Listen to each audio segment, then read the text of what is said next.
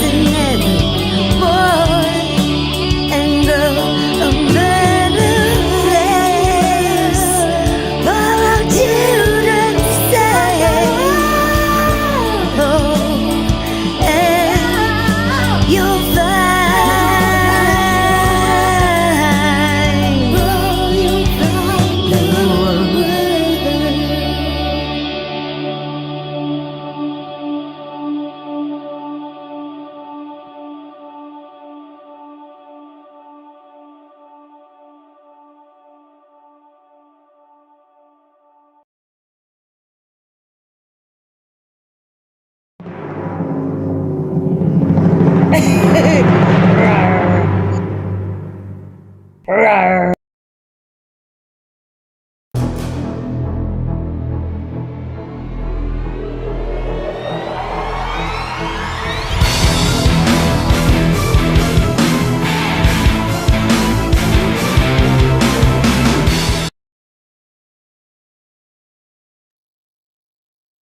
cover digital audio workstations and music tools. We explore theory, gear at 82.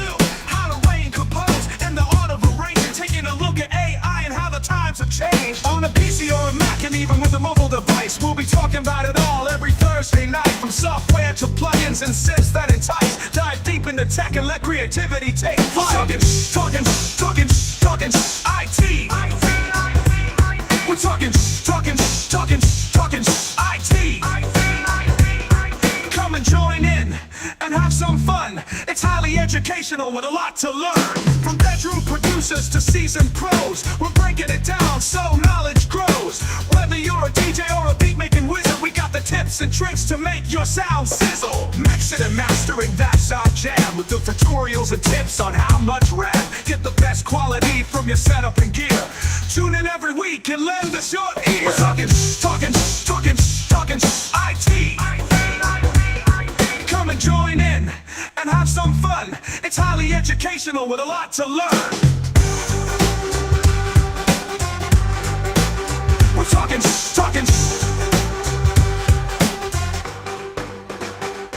We're talking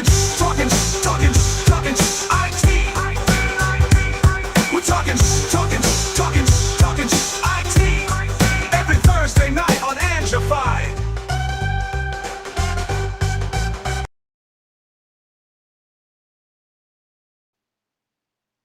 Oh, we're talking shh. IT. Another Thursday. Yeah, and back in the restream.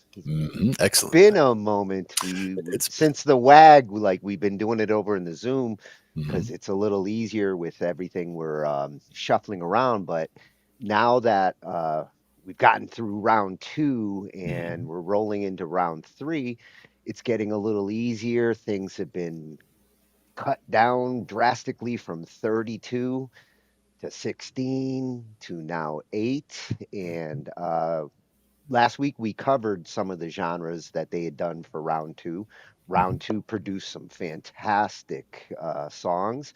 And for round 3, Saturday, we picked the mashups for that round. And what they came up with was pop came back for another round, which is good because the pop from round 2, I didn't hear as much pop as I wanted to hear. So I'm hoping that with this round, we're going to get to some of that poppier pop. It's going to be the Unfantastic and RJS going against Pinky Chew and Maria Perdomo. And I mean, these are going to be interesting mashups. They all have some pop in them. For sure. Now, which one's going to have more cowbell? That's the question. Yeah. Now, would the cowbell constitute a little bit of rock? Well, it depends. I mean, that can be very Southern too. So it all depends on, it depends on the usage and the prominence of the cowbell in the song, I suppose. Yeah, let's take a look here. This is our round 1 contestants. And for the second mashup, which is the one that I'm looking forward to tonight's videos on, because we've only touched on this one a little bit in our episodes, but funk. Nice. And I've got 2 videos there that really very interested in. I think you're going to really like the last one.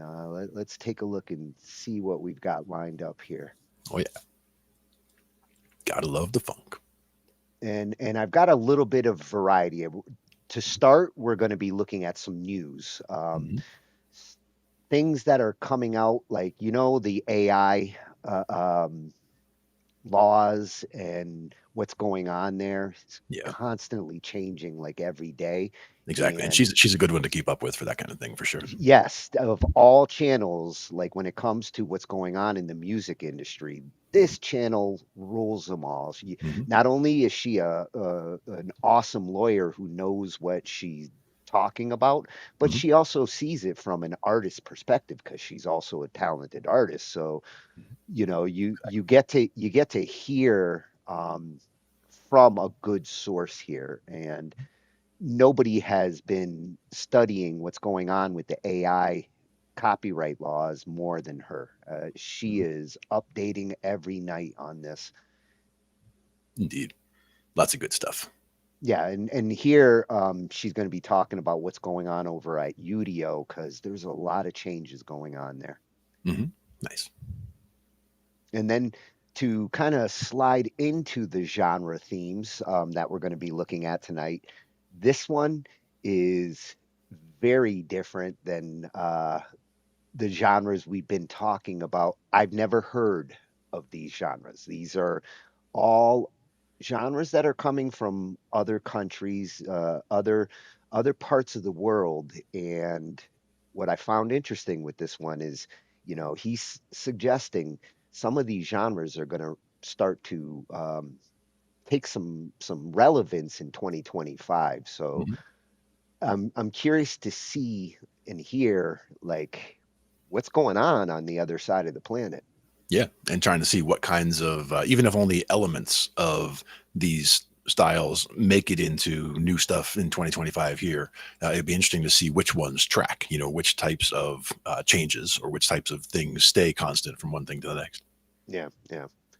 And then we're going to slide into our look at some of the genres that the WAG competition round three is going to be bringing. Mhm. And pop, it's one we covered because they had a pop mashup last week, Mhm. but um, I've had some discussions about the history of pop, and one of the things that has been coming up is how much it changes per decade. Mhm. And depending on who are the pop artists of the decades, how pop is constantly shifting in Mhm. in different directions. So we're going to look at every pop culture from the 50s till now and how the Paint Doodler, who this is a cool channel. This Mhm. it's another channel like kind of like the C Note one that we've looked at, Mhm. where it's a lot of drawing to kind of show things, and Sure. he breaks down the decades really well. Mhm. Nice. It'll be interesting to see what's where. Yeah. Yeah, and then I slid over to David Bennett, fantastic source, Oh yeah. not just for piano, but music theory in general. Mhm. He studies music and has some of the best videos that I've come across when it comes to information. He noticed that 97% of pop is in 4/4, something Mhm. that Yep. not a shocker to me, Mhm. but he's going to take a look at that like 3% Mhm. that's not. Yep. That little slice. And that's where some of the best pop and the most interesting Mhm. comes from. So I wanted to at least take a look at that on the pop side, hopefully give some of these pop artists some ideas on thinking a little differently. Mhm. Sure. But as it says, over 96% was in 4/4 time, and that's Well, there's a reason for that too. yeah, you don't want to ignore the Mhm. norm. You just Mhm. want to know how you could It's kind good to of be aware get of. around It's good to be it. aware of it, and good to be aware of some of the examples of people who went outside that norm and how they did it to see, if that suits the song you're looking to do. Yeah, yeah, yeah. And Tatius likes to encourage people to get some reference tracks when you are Mhm. doing a new genre. Find some songs that are in the genre Mhm. and don't necessarily duplicate them, but innovate Yeah. with those ideas. Yeah, understand that they're, again, they're popular for a reason. They are included in this whole thing because of it. I already love what I see behind them there. Accent on beat one. Yes. Well, and you know this guy Oh yeah. because Well, they, anybody for that's sure. followed us knows we love Paul David's channel. Yep. And when it came to funk, the man delivered an awesome funk video. How everyone can play funk, If it's the whether one I'm you're a thinking of, I love beginner this or one a for pro. sure. Yeah. And it covers it both from the starting side and the expert. And It's one to have your guitar in your hand and when play along, because it's a lot of fun and it's easy to get right into and it sounds really cool. yeah, he's always giving great tutorials. Indeed. And for the last one, this one is the one I'm really looking forward to because Bootsy Collins, one of the most impressive bassists that I've heard in my lifetime. And I've just come to like appreciate his contributions and what he brings to the bass world. But I really wanted to understand more of how funk has evolved from his influence. And this is a Freshy channel, KOM band music, and he's got a whole bunch of series. This is episode 5, and it just happens to be focused on Bootsy. But I really am looking forward to going back and catching all these other episodes. I like the journey. I like the journey he's going on. Yeah, no, that's a journey that would be worthwhile for sure. Yeah. And like you're saying with Bootsy, I mean, I love to just throw something on and just play along, figure out little parts, little nuggets, because certain things just hit your ear just right from his playing. And if you can duplicate even little bits here and there and sprinkle them into your playing, that'll be a win for sure. Yeah. So to start, we're going to take a quick look here at what's going on over at Udio. She has been dealing with them and Suno and trying to establish, where are the lines on what's going on with copyrights, what's going on when you do use AI music, and how YouTube and the platforms are looking at copyright when it comes to AI. And they don't seem to want to deal with it. They don't want AI music to be copyrightable, because when it is, you're finding a lot of artists getting strikes for sounding like the AI music when the AI music is actually the one sounding like the artists. Right. Getting the reverse strike essentially. Yeah. Yeah. So she's been addressing it, and let's get that loaded up. Move these around. Hey, Glenn. Hello. Checking out my new studio, I see. Yeah. Yeah. Made some upgrades myself over here. All right, and I've got our clips. So let's see what's going on there, and then we'll get into our genre explorations. All right.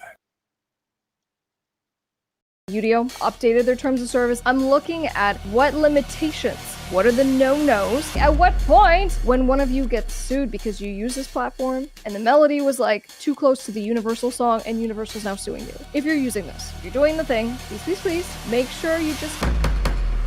Udio was actually the first platform where I did a terms of service review back in March of 2024, and they've since updated their terms of service. Now, the terms of service, why do you care? This is the contract that you sign when you use this platform. And in the realm of you creating cool things, putting it on the internet, putting it on music platforms, we just want to make sure that you are protected and that you have, like, I don't know, a plan long term to be able to monetize what you create. So as I've been going through these different contracts for these different AI music platforms, I'm looking at, can you use your stuff commercially? Can you put it on music platforms? What limitations? What are the no-nos that you cannot do? okay? Because I want you to not get into trouble with these platforms. So if you're excited, get your gavels, give this video a big thumbs up. Let's go. Let's go. All right. So the last time that the terms of service were updated were actually May. So this is the third update that we've done, but I'm going to go through it with you. So that's why it says May, because I did a little comparison. I'm a lawyer, okay? And so what I do is that when I'm reviewing new contracts, I compare them and I go, what's new about this one? So again, this is a contract. When you click the little I agree button, you are agreeing to the contract that is on the website, which happens to be this one. So it goes, hey, letting you know all this good stuff. So I highlighted in the same kind of way. I do this for my clients, right? Through my law firm. I send them little videos just like this. And I'm just going to explain stuff that you really need to know. All right. So starting with in section 1, it goes the services, basically using Udio. This allows you to put in prompts. What you get out of it are called input content. When you put in your pictures, your audio files, your lyrics, like anything that it allows you to input, that's going to then be your input content. And what we're going to talk about is that for a lot of these platforms, you now have the ability to input your own music. And in doing that, I'm worried, and there's stuff you need to know. So we're going to talk about that. And then what comes out is called the output. All right. Now, here it goes. You agree that we may use your input stuff, right? So it might be your song, your lyrics, your whatever. And the output is then used to train our AI for purposes of our services. And for me, I'm a creative. I've made music for a long time, and I still make music. For me, these companies that put in these contracts that they're going to use my music to train their AI, and then we're going to get to it. Spoiler alert, it's going to say, we're going to use your music to potentially help create other people's outputs. And so I go, logically, what that is literally saying is my music could end up in someone else's song. And so I get very, very worried about using these platforms for that reason. Even though very much would love to put in a quick instrumental, get some ideas for melodies, you know what I'm saying? But you guys got to keep this in mind, because I know this is how you're using these platforms. So it goes on, the services may allow you to download copies of other people's outputs. Again, whatever you do on this platform may end up in other people's music. They might download your outputs, right? Just because that's what this platform apparently does. So we're keeping a note of that. All right, so we scroll down. When you guys see red, I ran a red line. So red is what is new. This is what's been newly added. So they go, you may create, you can manage more than one account. However, you cannot have more than one account if it's on the free tier. So I was reading this and I go, look, the reason why these companies end up making updates to the terms of service is usually because something happened. Maybe they got sued. Maybe they had a problem with customers. So there's always a reason why they've made these changes. And so I go, well, I'm assuming they made this change because some people are kind of abusing the free tier and they're setting up lots of different accounts. So they go, look, you're cool to create multiple accounts, but we really don't want you doing this to try to like usurp us and to basically have a bunch of freebies. So they added that in. If you're needing legal help, feel free to reach out to Delgado Entertainment Law, which is my firm. We offer free case evaluations with our case managers. So just meaning you don't have to make any kind of commitment. We'll just see how we can help you. Feel free to call us. You can text, you can email. We look forward to hearing from you.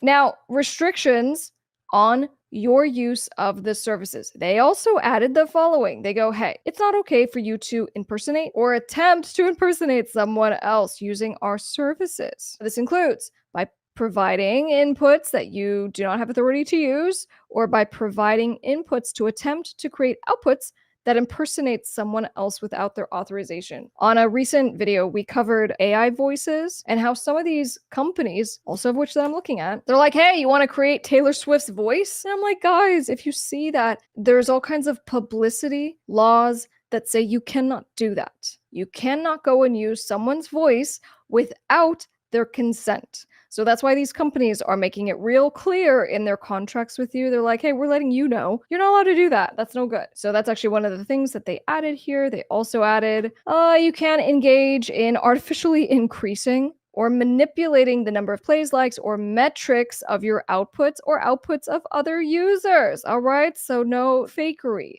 no boosting. All right, moving on. This is the hot topic, guys. Ownership and what can you do with this? This is what the current terms say. They go, look, as it relates to our services, the look, feel, our trademarks, all of our stuff, you don't get to do anything with it. We're just letting you use it, and we're fine with that. But then they go, what you generate. So of what you generate on this platform, good news, you may use your output for personal and commercial purposes. All right, commercial purposes, meaning for profit, to monetize, putting it on Spotify, putting it on your YouTube channel, having ads run on your YouTube channel. Cool. They're saying that, right? You can download a copy, but and closely following right after that, in order for us to let you use the services, we have to get a license from you for your content. And you grant to us and all of our affiliates, successors, assigns, designees, so basically like whoever we decide to give this right to. Let me be clear about this. It's saying you're not only giving the right to Udio, you're also giving the right to whoever Udio says it's going to give the right to. So that's, don't like that, okay? But that's what it says. And then we can also, with the stuff that you make, we can reproduce it, we can publish it, we can distribute it, we can modify it. Like, oh my gosh, okay. For clarity, the grant of right is necessary for us and our assigns and our designees and whoever we want to give the right to. We can also create derivative works. Do I think they're gonna like take your song and go make remixes of it? I don't know, but they could, pursuant to that language. All right, and then also, P.S. We're not going to pay you anything else, but we can use anything you make on our platform to advertise, promote, market. It's royalty free. It's fully paid. We're not giving you anything, no compensation for anything. Okay. And so when I'm like, oh my gosh, look at this big net. The big net is being cast on you. You give me all the rights under the sun. Just so you know. Gotta love these terms of service. So moving on, it goes, as for the foregoing license, you grant and agree that other services may have the right to comment and tag on your content. So basically there's like this sharing thing that happens. You're disclaiming any kind of problems that might come up. Here's the credit stuff. They talk about attribution. They go, we reserve the right to identify you to the public, like at any time. For me, I'm like, are you okay with that? You user and how you kind of use this platform right now. Are you okay if this platform is ever like, your song went viral? And they're like, yeah, you made the song on our platform. Understand that you have given the right to this platform to identify you to the public and you can't pull that back. Also, hey, just a quick heads up. Due to the nature of artificial intelligence and machine learning, your output may not be unique and the services may not actually, like, it might appear in someone else's song. When I do consultations with you amazing creatives and you're just like, Johnny in the group is using AI to help come up with whatever, like instrumentals, lyric ideas, melody ideas, and then it's going and like recreating the music. It's muddy at best, but here's the thing. Your creation did originate from this platform in one way or another. If you're using it, even if you're like, oh, I'm going to outsmart it and just re-record it, right? Or just kind of tweak it, make it my own. So I'm not actually using the final output. I go, still, we have to keep all the concerns in mind about the good news is it does say you can use it for commercial purposes. Okay. But that's not where the analysis ends. All right. We talk about copyright. We talk about your registrations and protecting yourself. Let me see. I think there was a limitation of liability in here, which just kills me with these contracts because they're like, hey, and also, by the way, there's pretty much no way for you to ever get a meaningful remedy. If there's a problem, you cannot get in a lawsuit, in whatever, more than $100 or any amount that you had paid to us for the past 6 months of services. So this is why you need to be careful because these companies go, hey, we're letting you have this fun tool. We know you're going to love it. And there's all kinds of things that we're going to have the right to. We're not going to pay you for any of the additional uses of your name, to use your music to train our AI. So you're just giving away those rights. But then also, if something really bad happens, like, I don't know, you get sued because that's a thing. Udio, Suno, I mean, these big AI music companies are getting sued because they're like, hey, you are spitting out songs that sound very similar, if not exact, to other people's real songs, legacy songs. And I'm like, at what point when one of you gets sued because you use this platform and the melody was like too close to the Universal song and Universal's now suing you? So what I would say as far as if you're using this, okay, I want to set you up for success. If you're doing the thing, okay, keep all the things I said in mind, but then and also please make sure you just keep as close of a record as possible when you create stuff. Have folders on your computer. Back up your folders of the different iterations of songs that you came with to show that you created it on this platform so that when there's a problem, you can at least reach out to me and we can have a conversation about how we handle this. I hope that's not you. I hope this doesn't happen. But what I do hope is that you learned something from this video. Okay, don't forget to subscribe. I'll see you on the next one on Top Music Attorney.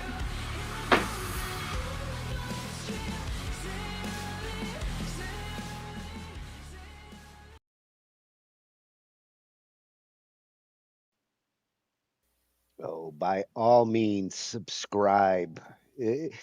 Just the free PDF alone is worth the price of admission to get that information. Definitely.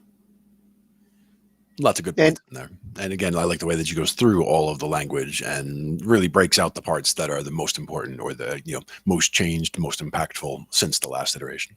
well, I like where she gets concerned because in all that squirrely language, the things that concerns her are the things that concern me, especially when the impersonating.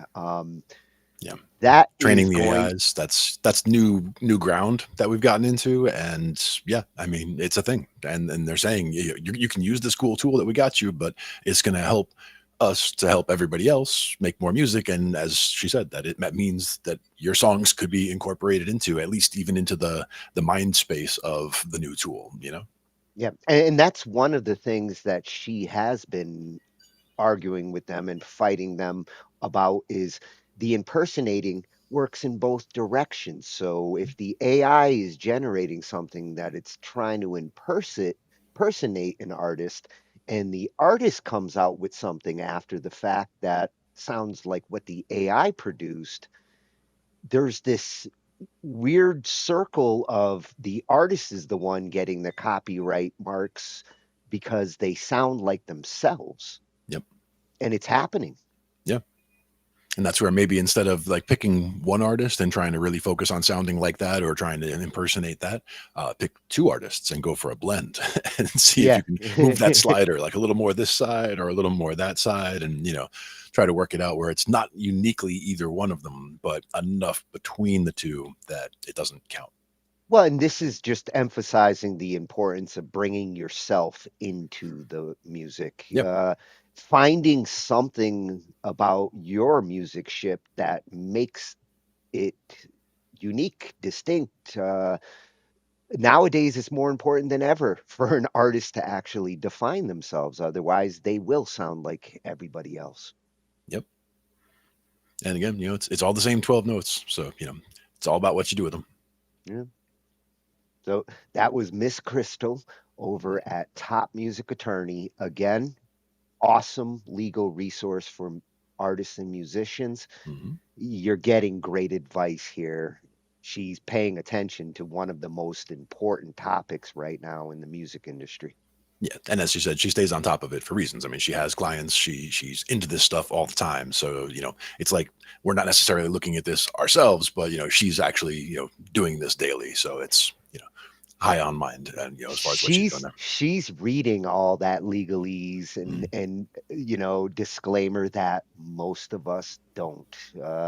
Most people, including myself, jumped on Udio, said, "Hey, let's try this out." You just skip over that, create an account, and go. You're in business, yeah. And that's the thing is, if all you're doing is just jumping in and just going to hit some notes and whatever, no big deal. But if you're going to jump in there and say, okay, I'm going to bring my whole catalog of songs that I've written over the last 20 years and I'm going to go import them into this tool and do all this stuff with them, that's a different thing. So like on any of these tools, I would hold back on something like that. Using the tool for something new, using it to test some things out, using it for just some, ideas that are not specifically songs that you've worked on for a long time. I would start with stuff like that just to see. If something like that goes viral, no big deal. I mean, it's something that was just nothing and now it's something. Whereas if you had something that was, something that was yours definitively, and then, someone makes a derivative work that goes viral and you don't like that derivative work, that's a whole different thing. Yeah, considering their statements on input and output and the rights they reserve to use it, don't put your hit song that like your golden ticket song into AI, right? Unless you're ready to give up some of that creative part of your song, because they have said they're going to use it to teach the AI. So save some of your work for human consumption. Yeah. And again, some of it could come down to just protecting your work before you even put it in there. If it is something that you've worked on for some time, is it a matter of getting the copyright first and then saying, okay, now take copywritten work and put it into the tool? Does that make a difference at that point? I don't know. Well, see, and that's a good thing to consider and a good point. Like if you really do care about that song and you want it to be yours and yours alone in identity, copyright it before you go playing around with the AI, so that way you at least have some protection. And even in a simplified form, that was the other thing, is if you might not have your Hotel California written in its final form right now, but you might have the ideas behind all of it already there. You could record it in like a simple, one person with an acoustic guitar, format, just to get the ideas of the song down, get the core structure of it, the way the verses go, the choruses go, all of that, get that down and get that part copywritten, because now at least that structure is there and you can make a more expansive version of it with 12 voices and everything else later. But having this as the starting point is, to me, that would be better than just taking something, throwing it into a tool like that. Absolutely. When it comes to a lot of these cases, time when something was created factors in big time. So and that's the iterations she's talking if about. you do have, if you have proof that, hey, I wrote this song in this year and it blew up a year later, going through an AI process, at least you have that initial proof that where the parts of the song that you might have to go have a lawsuit over, you can at least prove when you did it. Yep, exactly. If you don't, chances are you won't have a case, and most courts won't even entertain those cases. They demand that the lawyers go settle before you waste time in front of a judge. Yeah. It's important to protect the stuff. And that's the thing. A lot of times you don't know which things would need to be protected, because it's just, it was just this project I was working on or that project I was working on, and it became the one that became the big hit. You weren't expecting it. You didn't set out to make it that way. It happens, Think about the things that tend to get copyright litigation. Words, vocals, instrument recordings, not necessarily drums, because drums is one of those weird ones where you can't copyright a beat, no matter how much any drummer says, like, this was mine. And yes, the cowbell at the beginning of Don't Fear the Reaper, but they can't copyright cowbell, and Aerosmith can't copyright that little doom, because there's plenty of songs that did it before, and there's plenty of songs that will do that after. And if you can play some funky drummer, that's even better. Yeah. Words and melodies, those are especially the ones that tend to, like, if people use the same phrases, and it's more than just one or two words, it's using the same words in the same way, sometimes with the same melody, that you start to see the lawsuits. Let's face it, there's certain things, certain themes that are quite common in songs, and those themes have certain words that describe them, and those words only rhyme with so many words, right? So there's only so many things so many different ways you can say it, but that's why a lot of the best songs are the ones that don't just come out and, have the lyrics just stating everything, like, he was walking down the street and whatever. Like, it doesn't have to be that literal. It should be more, what did it evoke? Like, just give something about the scene that was going on, something about the breeze in the air or the way the light was coming down, something like that. Something not specifically, don't tell the story, illustrate the scene around the story. And that's a lot like how a good writer fills in the gaps between the things that need to get explained and the observations. A good writer can actually take somebody else's story and completely rewrite it with their own observations. And, and now it's their story at that point, because they've brought themselves into the work. And you're trying to get the reader to, use their imagination to fill in these blanks, rather than, specifically just vomiting out all the details to them. You're just, allowing them to fill in the blanks of the details with their own experience. And that's why in the beginning of all that legalese, you saw all the way they defined your input and the things that you bring to the table and what the AI does, and how they're considering handling your input versus what the AI generates. The moment you're jamming with their machine, they're in the band. And that's what that legalese is saying. Well, it's not only that they're in the band, but they're in the band and you're not. Like you can get a copy of what we did, but you don't own any of this anymore. Like that's the problem. It's like it's the bandmate who just takes everything. Some of her interpretation and her concerns there, like I said, I feel the same way. Like, wait a minute. So I guess I get credit that I'm in the band, but I'm not a songwriter anymore. I'm just a contributor at the low level. Yep. And then they made derivative works based on what I said. Yeah, and they can use that for commercial uses and marketing. And other people's stuff. It actually stinks of the same problem when Facebook first came out with their disclaimer that any pictures, anything you post to this platform, we reserve the right to use and promote in whatever way we want to. That was a big deal for like a day. And people were like, oh my God, no way. And then guess what? Nothing changed. And people eventually stopped caring that like literally the photos and things. If you're a professional photographer and you post up your pictures into Facebook, you might not be getting those stock royalties and other things that you thought you could get because it's out there. It's out there, and Facebook reserves the right to use it whenever the hell they want. Now, would watermarking something make a difference? I mean, they could just crop it, I assume. But well, and in the case of photographers, watermarking is a big thing. I mean, even back in the portrait days, portrait studios would put their watermark on a picture so that if someone tried to go and get it reproduced at the photo store, we weren't allowed to reproduce photos from professional studios. Yep. Like you were saying, it's like with the digital printers and all that, or digital cameras. Like you can tell if it was printed in a digital camera. Same thing. This was the origins of that, which was kind of making sure you could trace things back to certain things.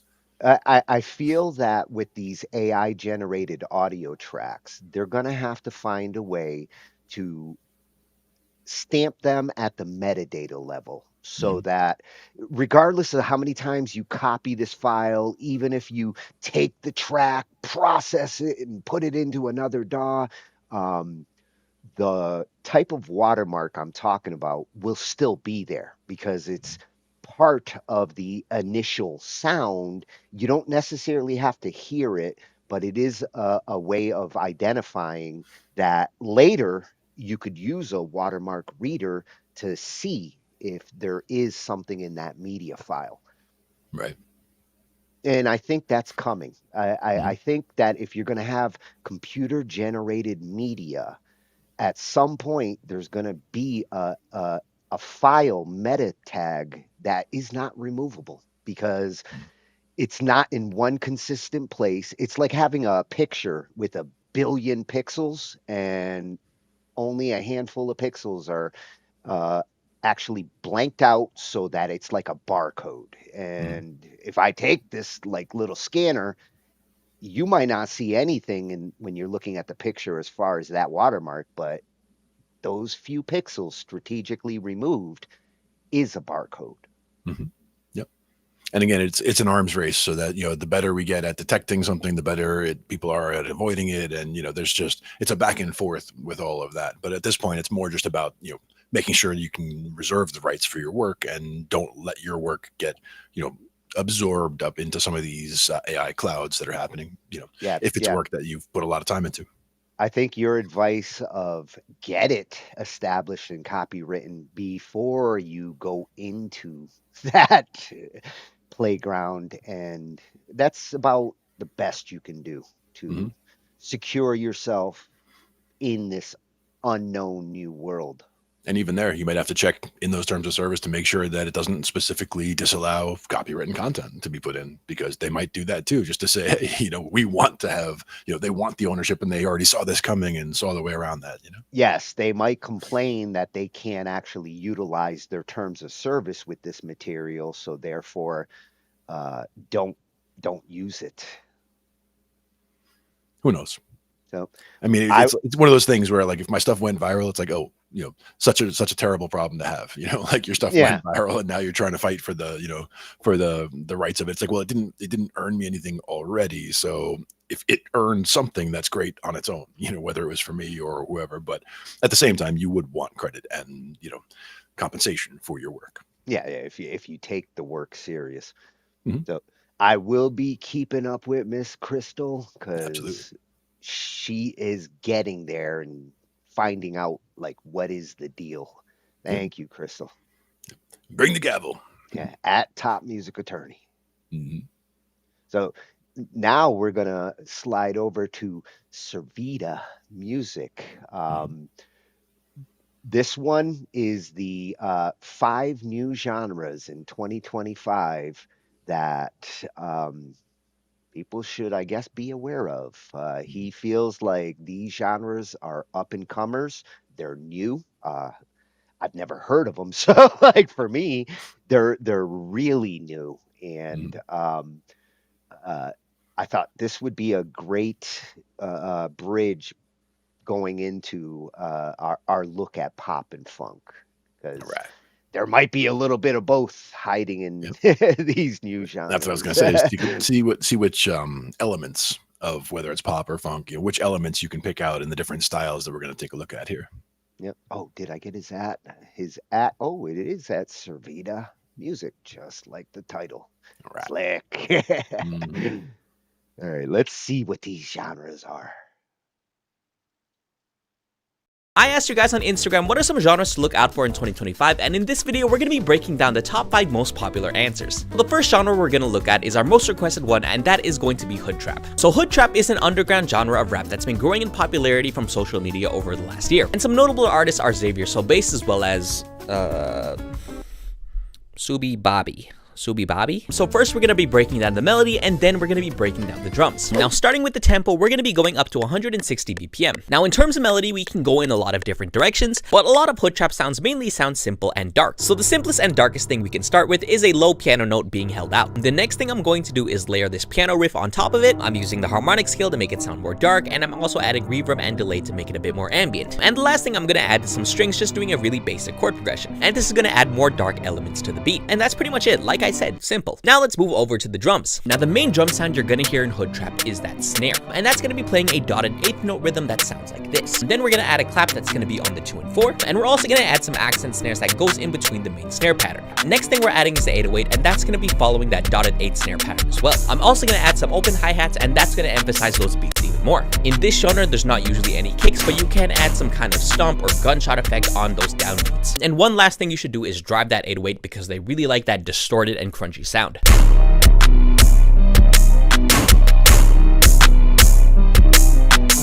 The next genre we're gonna look at is breakcore. Now breakcore is a genre of EDM that started in the 1990s. It blends a bunch of other genres like jungle, hardcore, and drum and bass to create a really intense and chaotic sound. This genre is fast, so we're gonna bring the BPM up to 170. Now in terms of the melody, this one's gonna be fairly simple because the main focus of the genre is the drums. In terms of the sound selection, we're gonna look for things that are ambient and analog. So my main instrument is gonna be this pad playing this chord progression.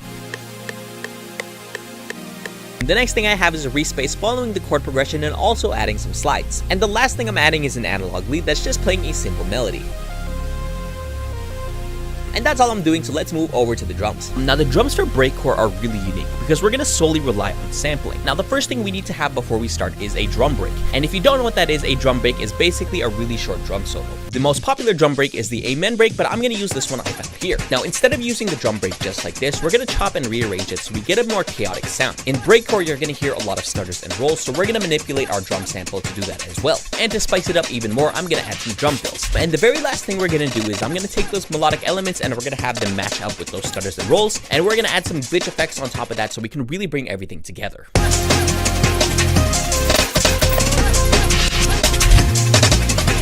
The next genre we're going to look at is Botanica. Now this is a really interesting and unique genre. Botanica is a genre that combines grainy and modular sounds with organic ambience to get that feeling that you're in the middle of nature. Honestly, the best way I can describe it is it sounds like when you're turning on a video game console. It's a very experimental genre and it really pushes the boundaries when it comes to sound design. So we want a slow tempo here, so I'm going to go to 83 BPM. Because the genre is very nature-esque, we want to have a melody that matches that calming sound. I want that romantic anime massage in the middle of a garden kind of sound. So I started with these Studio Ghibli chords, a lot of major ninths, and I'm playing this on my acoustic guitar and my piano. The next thing I'm adding is a very simple melody on my ukulele, and I'm bringing up all that strumming and plucking noise because that's going to be added texture for the beat. So once we have that, we can focus on the elements that really make Botanica unique, which is the ambience and the textures. So the first thing I'm going to be doing is adding a bunch of nature sounds. So sounds of birds, the forest, rain, water drops, and once we have all of that, we can really start to feel immersed. The next thing I'm going to do is add some interesting melodic textures. So the first thing I'm going to have is a piano, and instead of using a normal reverb, I'm going to put it in a convolver where the impulses are the sounds of a forest. And because of that, we can get this really bubbly texture. I'm also reversing that clip and speeding it up so we can get this sound as well. The next thing I'm going to do is play some kalimba, just some random notes and not in any particular rhythm. Then I added some delay to make it a bit more chaotic, and then I'm also speeding this up and bringing it up an octave to create some really grainy textures. And then all I'm doing is fading these elements in and out so it doesn't sound too busy. And there's no drums for this one, so we're pretty much done. Let me know if you need me.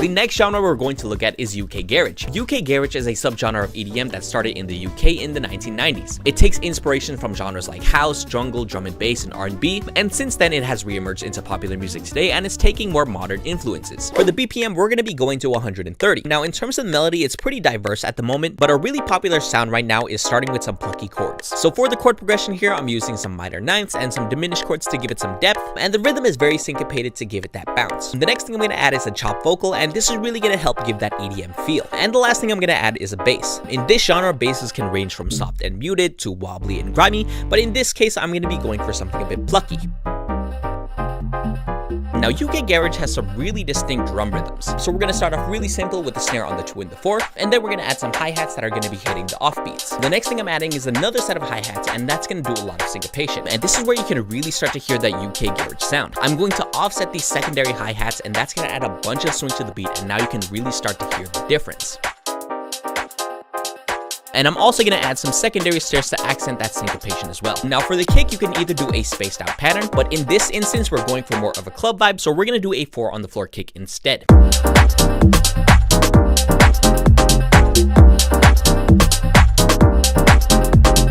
And the last genre we're going to look at today is private school piano. So private school piano is a subgenre of amapiano that originated from a South African producer known as Kelvin Momo. Now amapiano is known to be a genre that's very energetic, but private school piano takes those elements and they make it more laid back and more chill, which is why it's also known as soulful amapiano. For the tempo, we're going to go to 110 BPM. Now the melody is where private school piano really gets its character. In terms of the instruments, we're going to be using more live sounds, like something that you would hear at a lounge. So I'm going to start with this Rhodes, and we're going to play a very soulful progression. I'm using a lot of 7th chords here to really give that jazzy vibe. The next thing I'm doing is layering this really simple saxophone melody, and the last thing I'm going to add is some vocal hits to really give that amapiano feel.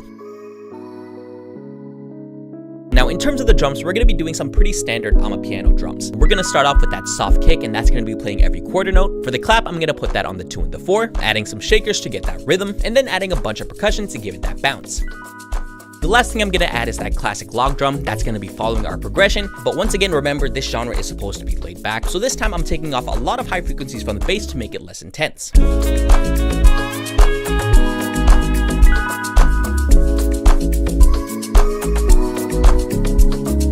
Thank you guys so much for watching the video. Hope you enjoyed it. I love making these genre breakdowns for you, so if you want to see another video like this, make sure you comment below some genres you want to see next. And that's about it for now. Love you guys, and I'll see you guys soon. If you have any suggestions, leave a comment. If you like this video, leave a like. If you really like this video, subscribe. If you didn't like this video, leave.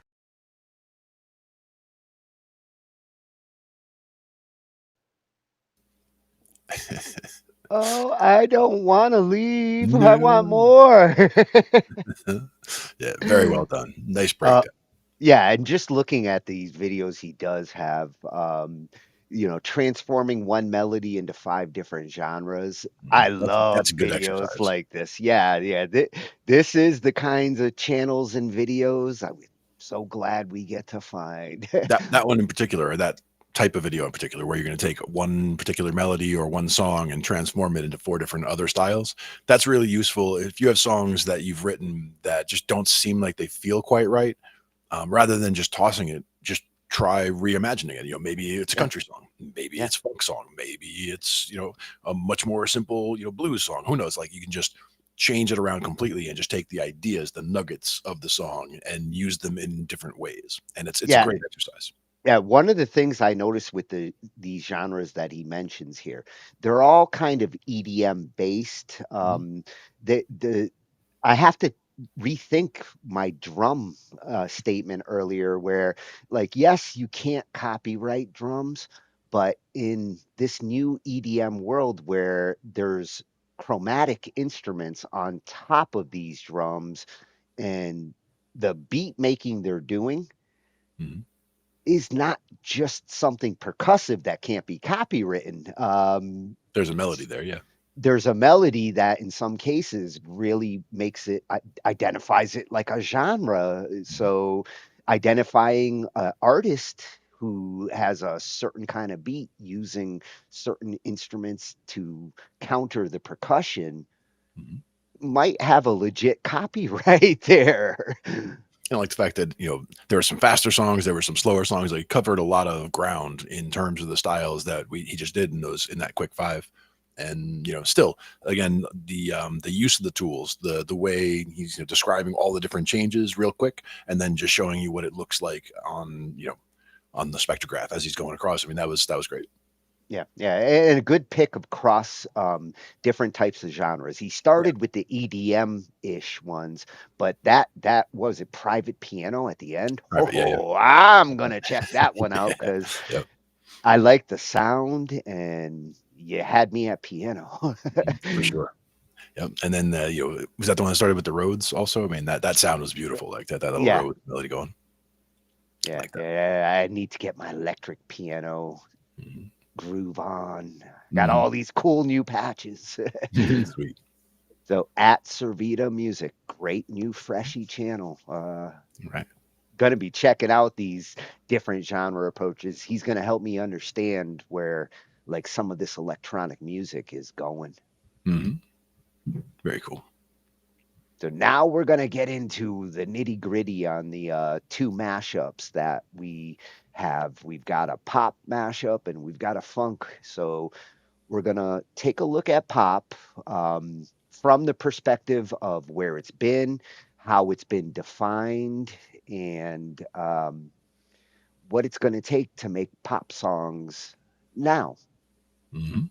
And, Nice. and like Tatius, like I said before, he encourages get reference tracks, look at what has been that Mhm. genre, and find something that you want to do like that genre. Yep. Don't copy from them, but find elements that you would like to incorporate into your track.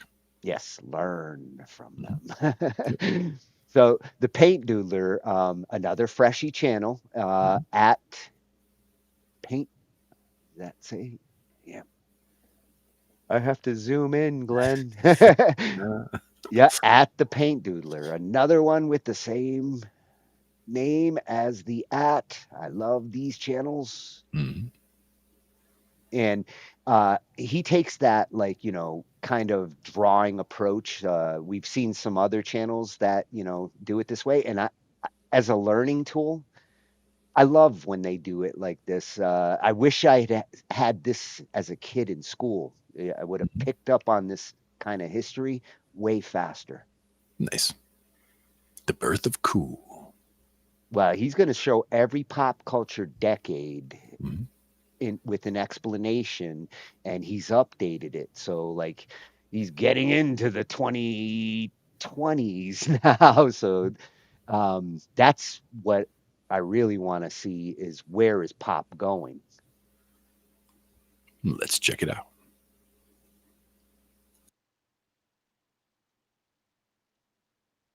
The birth of cool. The 1950s saw the birth of rock and roll, with trailblazers like Elvis Presley and Chuck Berry leading the charge.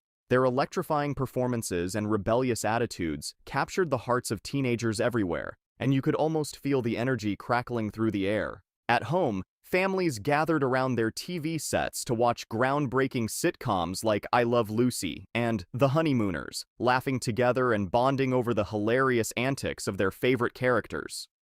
On the silver screen, Hollywood icons like Marilyn Monroe and James Dean lit up the world with their magnetic presence and timeless style. Monroe's signature look, platinum blonde curls, red lips, and a dazzling smile, became the epitome of glamour.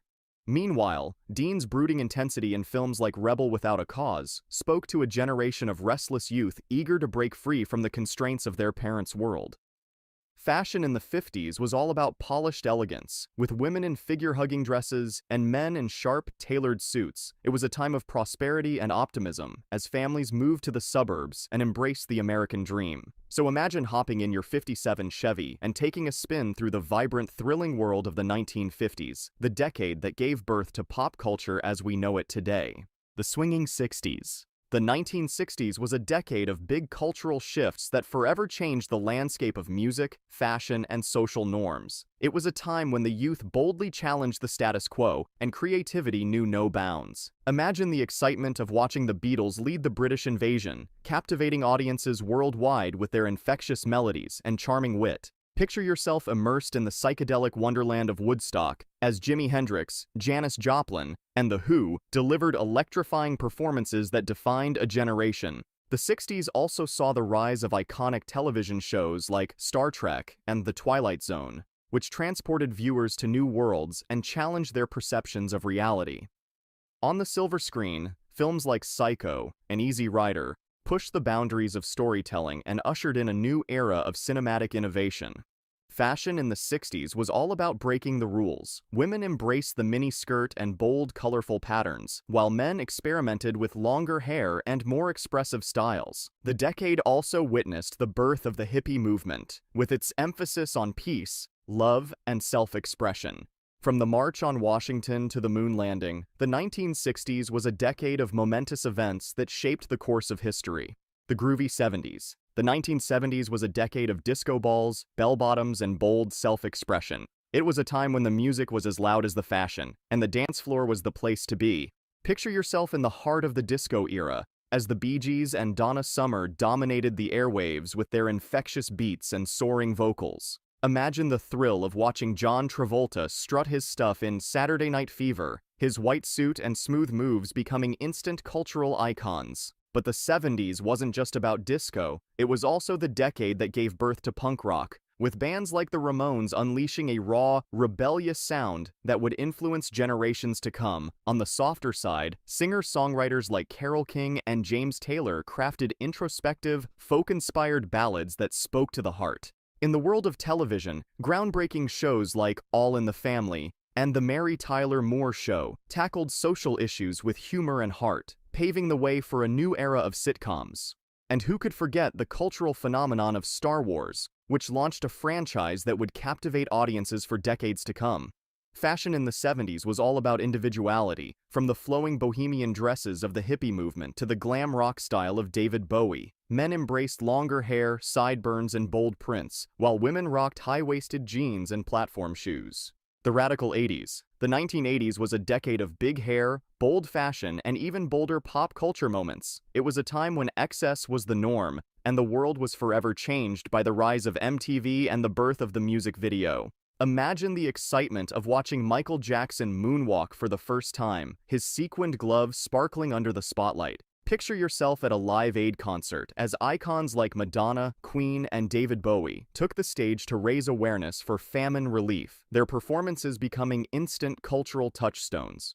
The 80s also saw the rise of the Brat Pack, a group of young actors like Molly Ringwald and Judd Nelson who defined teen cinema with movies like The Breakfast Club and Pretty in Pink. On the small screen, shows like Cheers and The Cosby Show brought laughter into living rooms across America, while Miami Vice and Dynasty brought the glitz and glamour. Fashion in the 80s was all about making a statement, from the neon colors and oversized blazers of the power dressing trend to the ripped jeans and leather jackets of the punk and metal scenes. Women embraced aerobics fashion and big permed hair, while men rocked mullets and parachute pants. The 80s was also a decade of groundbreaking technological advancements, from the rise of the personal computer to the launch of the Space Shuttle program. It was a time of endless possibilities, when anything seemed possible if you just believed. The Neon 90s.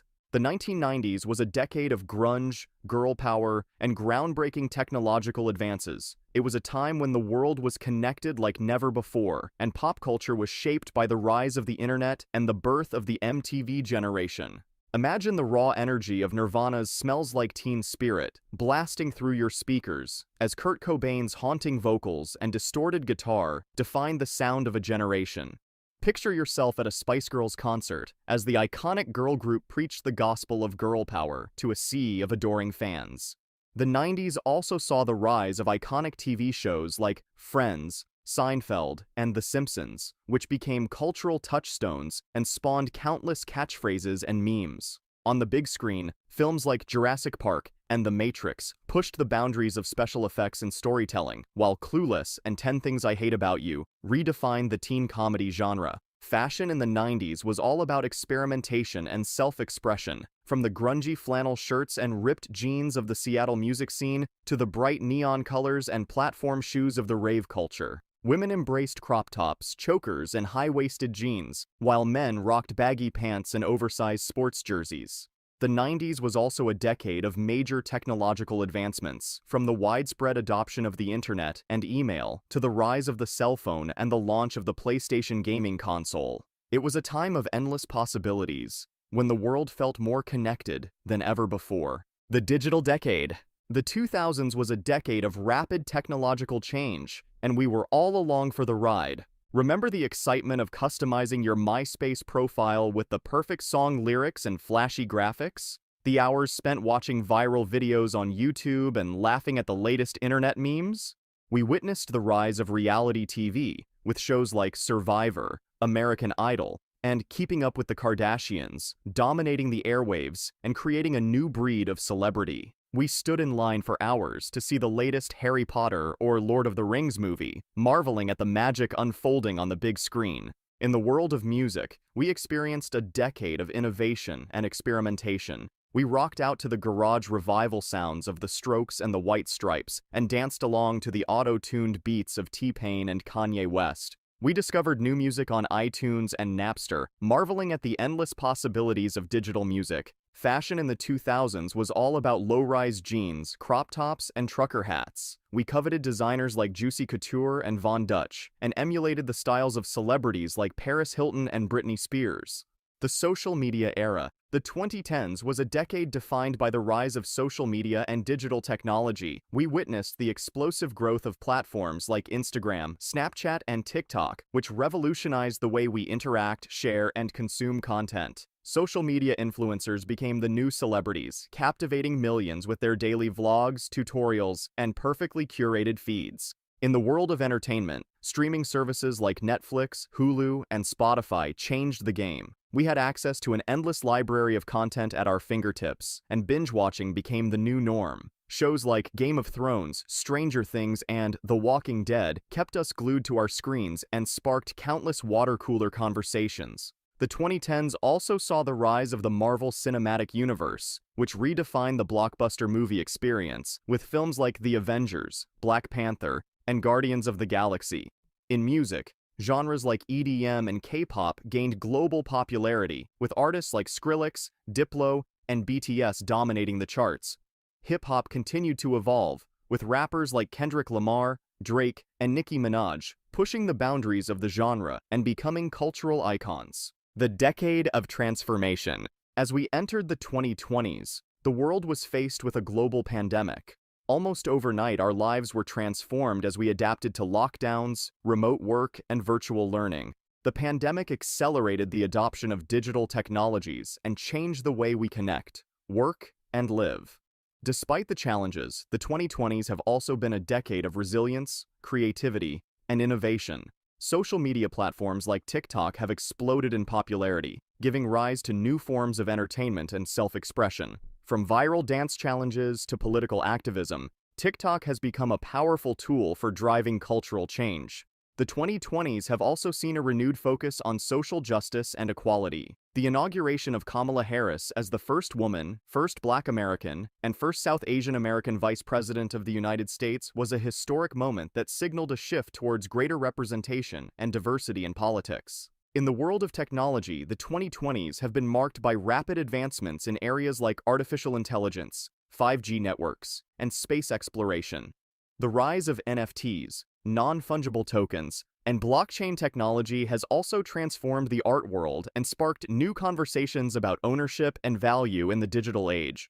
As we look ahead to the rest of the 2020s, we hope to see continued innovation, transformation, and progress. So, what is your favorite pop culture decade or that you would have loved to witness? Let us know in the comments section. I will be creating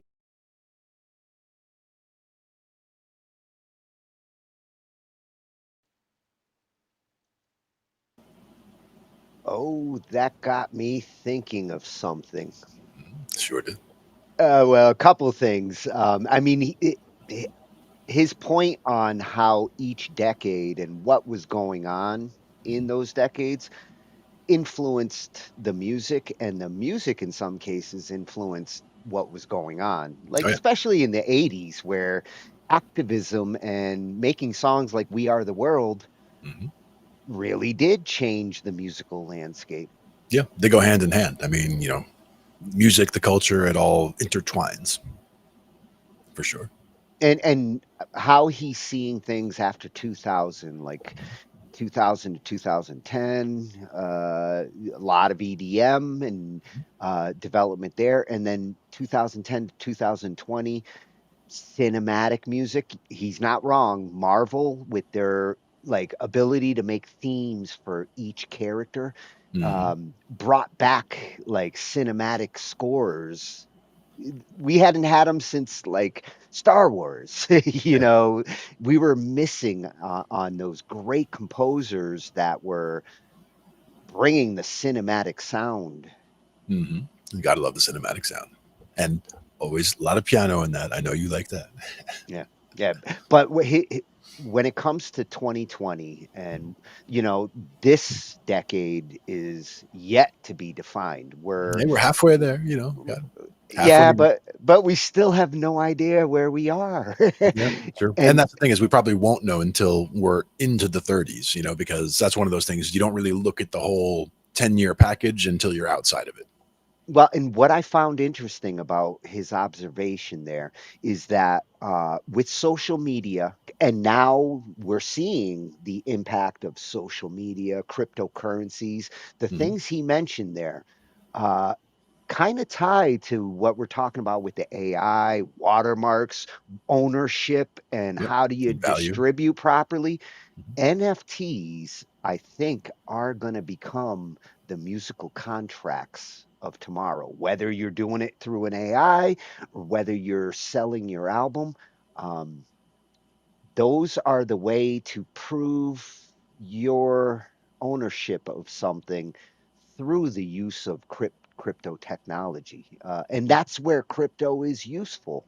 If you can give a value to something like, hey, this is my songwriting percentage of this song, and it's in this coin. Yeah, as long as we're not talking about like breaking out the crypto wallet every time I want to listen to a song. That's not happening. Well, yeah, crypto wallets are going to be in your phone. That's pretty much become a standard, and at this point, it's just a matter of people starting to use it like they use their credit cards and the paper money. Sure. Yeah, and the whole monetization of music at this stage and going forward, that's the question. Like, where is the money coming from and going into and coming out as far as the music goes, with especially when it comes to the AI stuff and with these platforms now. If you're using their tools, they own your music, so that makes it an easy answer. Oh, we just made an easy answer. We'll just take all the money. And if everybody's using your tools, then music is going to start to sound a certain way when everybody starts using an 808. you hear the impact of it in the 90s. And Yep. if everybody starts using AI the same way, music's going to start to sound like it's all coming from there. But I still feel that even if there's a whole lot of AI music out there, there's even more old school musicians who would rather do music the old school way that will continue to do so. And, it's not going to die out. Like, let's put it Nope. that way. Nope. There will be humans playing instruments forever. Yep. Exactly. Even if I'm those instruments are confident. just like that's fine. Yeah. Yeah. So that was an interesting look through the decades and how pop, because when it comes to pop, it's about what's popular. And some of those decades and some of the artists he mentioned, we don't think of as pop artists, but At the time. they were. They were. Jimi Hendrix was popular. There's no denying it. Oh, yeah. Absolutely. And again, a lot of them, the way we look at it now is also colored by the time that has passed since then, whereas at the time it would have been a whole different thing. Yeah.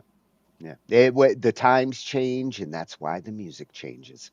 Yep. Or maybe the music changes because the times change. I think they feel like change. it's a chicken egg thing when it comes to Yeah. the culture and the music that a culture produces. Yeah, they can go hand in hand. And, some of the most powerful music has a whole, cultural wave attached to it. And a whole cultural wave could have musical stuff that it brings along with it. So they can affect each other in that way as well. Yeah. Yeah. It's going to Like you be mentioned, Farm Aid and things like that. We Are the World, things like that. Yeah. Those are, things that created music from a whole situation. Yeah. Yeah. It changed the value of what making music was, because some artists now became artists because they wanted to do good for the world, and it brought that what do they call it, philanthropic kind of Philanthropy, mentality. sure. Yeah. Yeah, to artists, and that they could actually do something for the bigger cause. Yep. Exactly. And do something together with other artists to, make it a bigger thing. It's not just about this one, star on the stage. And that's another thing that sometimes there's that whole ego thing where if you have somebody who's used to being the star all the time and now all of a sudden there's 50 stars on the stage, like, who's got the spotlight, who's pushing who out of the spotlight, all that kind of thing. But they all come together for something like that, which is great. Yeah, watching the We Are the World video, you're watching giants next to each other. Exactly. So And things like, I think this might have been Clapton's birthday. It was another one of those where you just have just a number of like monstrous guitar players on stage and they're all, going back and forth and everyone's getting parts in and all that good stuff. Hey, a Clapton jam, always a good event. Always welcome. Yeah. So, David Bennett. Yes, we're sliding to David Bennett. He's at David Bennett Piano. Awesome piano resource, but also an awesome channel just for it's like Nari Soul. It's one of those channels where like you've got a musical genius here, and everything he looks at or observes in music is fascinating. Yeah, and he picked a good subject, like you mentioned this time. Yeah. Seeing as we're trying to figure out like, what pop is and where can you go out the pop box but still be in it, and tempo has been the thing that when it came to it, like I would say 97% we're going to be in a very standard format. Yep. And to go look at the exceptions here, I think is great learning. Yeah. And again, usually the 4/4 time, that's something that's just considered to be like the paper that you're writing the song on. It's just that standard. It's like we're going to have a song and it's going to have notes and it's going to be in 4/4. It's like you start there and then you go. But this is the others.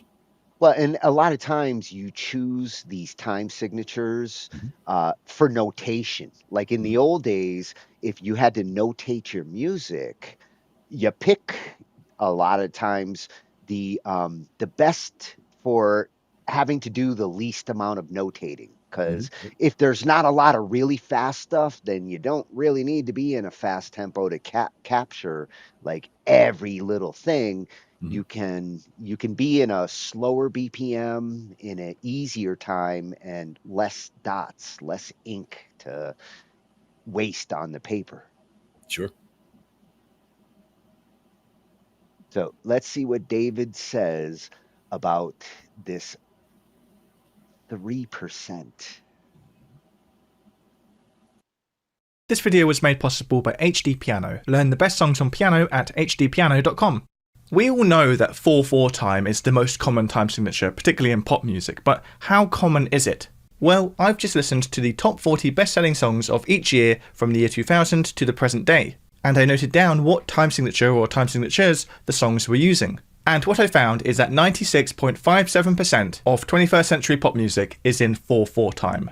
So that's quite a lot. But what about the other 3.43%? What time signatures are those songs using? Well, today we're going to go through the 32 pop songs from this century that aren't in 4/4 time. Let's start in the year 2000 and work our way to the present day. Now, in fact, in the year 2000, all 40 of the best-selling songs of that year were actually just in 4/4 time. So let's move straight on to the year 2001, where we find our first non-4/4 pop song of the century, and it's Falling by Alicia Keys.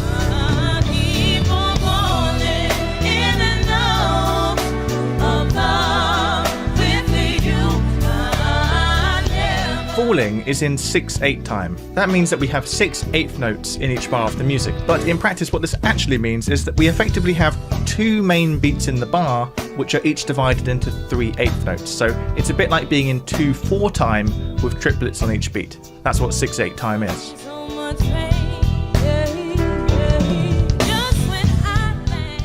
So let's move on to 2002. And here we once again get one song that's not in 4/4 time, and also once again it's in 6/8 time. You're soon going to realise that 6/8 is basically the second most common time signature we have. This song is Hero by Chad Kroeger of Nickelback. 3, we once again have one song that's not in 4/4 time, and it's once again in 6/8 time. It's I'm With You by Chad Kroeger's wife, Avril Lavigne.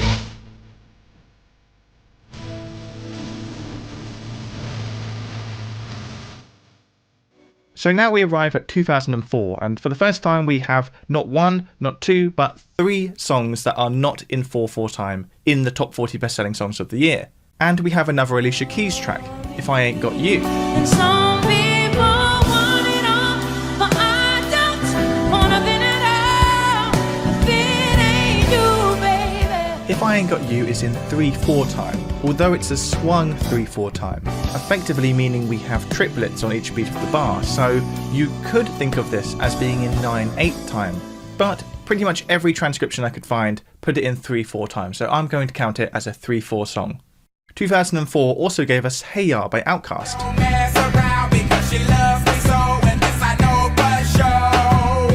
If we look at the notation for Hey Ya, we can see that there is some 4/4 there, but the thing is it's not all 4/4. Hey Ya is an example of a song in a mixed meter, because it changes between 2 different meters, 4/4 and 2/4. Hey Ya is based on a 6-bar loop, where we get 3 bars of 4/4, 1 bar of 2/4, and then 2 more bars of 4/4. And the third song from this year that wasn't completely in 4/4 is the song Overnight Celebrity by Twista. But the thing is, this song actually is largely in 4/4, it just has an intro in 6/8. Oh, you didn't think we can do it again? Twista. So I've included it here, but it is sort of just another song in 4/4 time, really. The way we mold them right, I can make you a celebrity overnight. Okay, moving on to the year 2005, and we get 2 non-4/4 songs, and they're both in 6/8. We have Breakaway by Kelly Clarkson.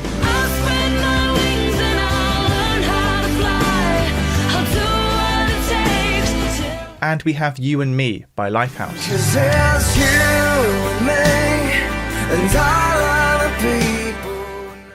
Now, as we enter the second half of the decade, we arrive in what I would describe as the era of shuffle, because as you'll now see, for the rest of the decade, the only divergence from 4/4 time we're going to get is 12/8 time. For example, in 2006, we got SOS by Rihanna. This time, please, someone come and rescue me. 'Cause you on my mind. 12/8 time is effectively the same as 4/4 time, but with a triplet on each beat of the bar. Because of this, songs in 12/8 will sometimes still be transcribed in 4/4, but with triplets. Because each of the 4 beats of the bar now divides down into 3 eighth notes rather than just 2 like it would in 4/4, it gives the music this skating, swinging sound that we describe as a shuffle, and this shuffle sound really came into fashion in the second half of the 2000s. In 2007 we got The Sweet Escape by Gwen Stefani.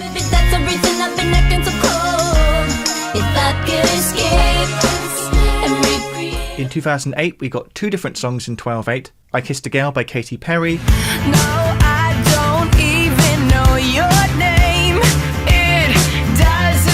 And So What by Pink.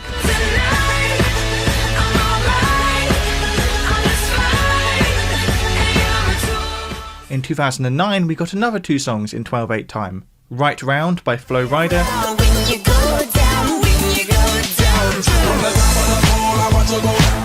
and Womanizer by Britney Spears.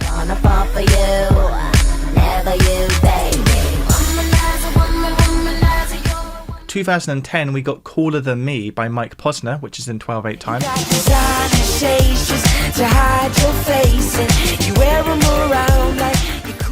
Now this same year there was another song, Just Haven't Met You Yet by Michael Bublé, which I almost wanted to count as a 12/8 song, but I've instead counted it as a 4/4 song.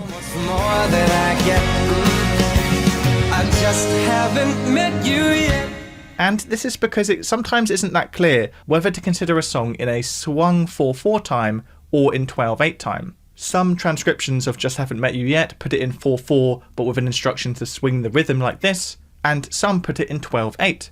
This is because, as I mentioned earlier, both 12/8 and 4/4 have 4 beats in the bar, but in 12/8 it's effectively like we have triplets on each beat of the bar. Any song that's in a swung 4/4 time could technically be transcribed in 12/8, but sometimes it would sort of overcomplicate things. The way I see it is if the song is regularly making use of all 3 of the 8th notes, then it's more efficient to transcribe it and think about it in 12/8 time. For example, we can see this in Cooler Than Me by Mike Posner. The synth is playing on every single note of the triplet, so if we did put this in 4/4 time, we would have to just use loads of triplets all the time. But in some songs, they're only really making use of the 1st and 3rd note of the triplet, so we can effectively still think about it as normal 8th notes, but just instruct the performer to swing it. And this is the case on a few songs that I've actually glossed over so far. For example, Holiday by Green Day, which came out in 2005. And Love Song by Sarah Bareilles, which came out in 2008. Technically, you could transcribe these songs in 12/8, but I think they're better counted as 4/4 with swing. As you can see, sometimes putting a time signature against a piece of music can kind of complicate it more than it needs to be. Rhythm and meter is often something that musicians feel innately, subconsciously, and therefore reading the rhythm off a page of sheet music can, for some musicians, make it harder to learn a song. In fact, today's sponsor, HD Piano, offers a really great alternative way to learn songs at the piano that involves no sheet music. They have a massive library of famous songs where they're all presented in this really accessible tutorial system where the notes fall from the top and all you have to do is play along. To get started learning songs today with HD Piano, use the links down below in the description. Thanks very much. Now, if we move on to 2011, we actually have a great example of 4/4 and 12/8 used in the same song. That song is Just Can't Get Enough by Black Eyed Peas. This song starts in very much normal, straight 4/4 time. But later on, it shifts to a shuffle feel. It shifts to 12/8 time. Switch up.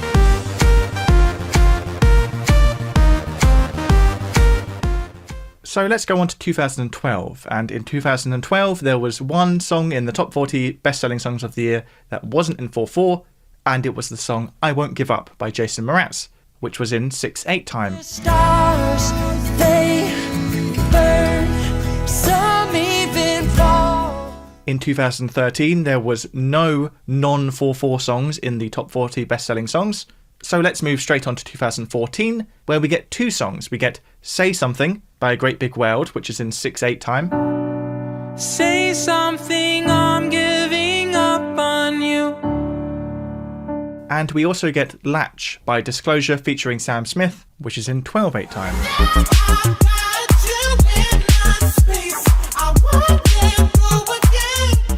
2015 we get Earned It by The Weeknd, which is in 6/8 time. Girl, you're perfect.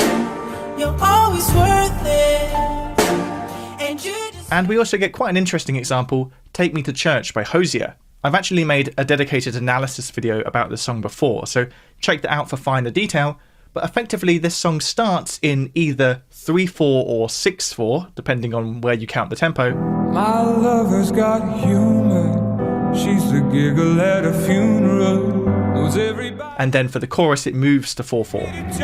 Showers like a dog at the shrine of your life. I'll tell you my... 2016 we got Dangerous Woman by Ariana Grande, which is in 6/8 time.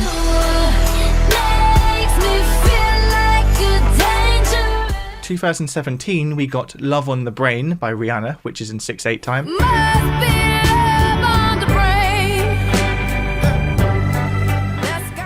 And we also got Believer by Imagine Dragons, which is in 12/8 time.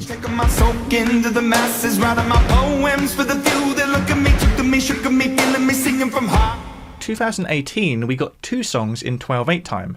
Youngblood by 5 Seconds of Summer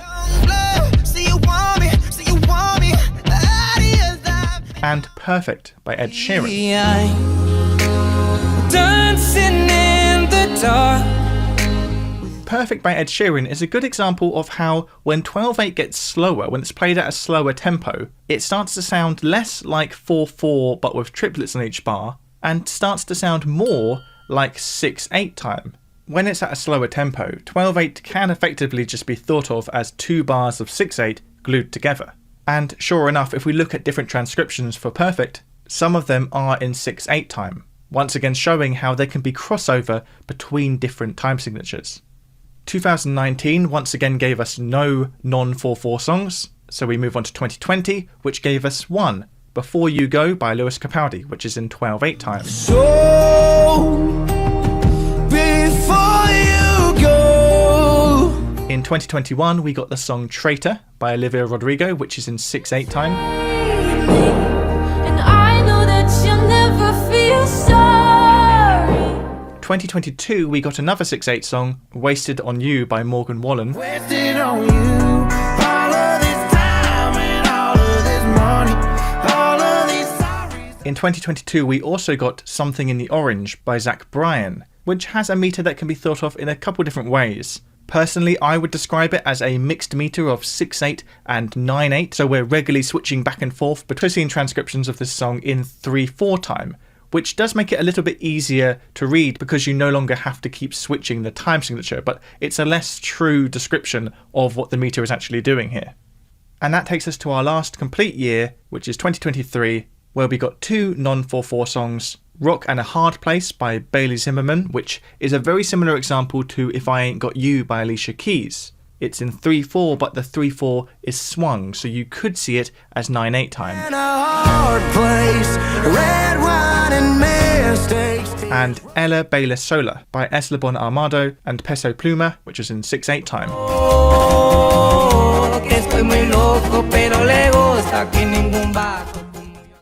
So that's it. We can see that if a pop song's not going to be in 4/4, it will likely be in 6/8 or 12/8, maybe 3/4, and maybe in a mixed meter.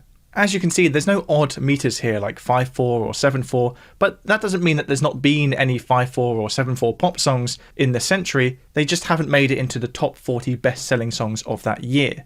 For example, in 2014, Hosier released From Eden, which is in 5/4 time, and I would count it as a pop song, but as you can see, it didn't do quite well enough to get into the year-end charts. Another example would be Taylor Swift in 2020, who released two different songs in 5/4 time, Tolerate It and Closure, which I would consider pop songs, but they weren't released as singles. Tolerate It did wind up charting in certain areas, but it certainly didn't become a worldwide hit, and wasn't one of the 40 best-selling songs of the year. And this lack of odd meters in the top 40 best-selling songs of the year isn't even just a 21st century thing. One of the best-known examples of an odd meter song is Money by Pink Floyd, released in 1973. But despite being a relatively big hit, It was only the 92nd best-selling song in the US charts that year, so still very far off the top 40 best-selling songs of that year. So there we have the 32 pop songs of the 21st century that diverge from pure 4/4 time. As we just mentioned, just looking at the top 40 best-selling songs of each year doesn't necessarily mean we hear every significant song that came out that year, so do let me know in the comments down below if you can think of any significant non-4/4 songs that came out in the last 24 years.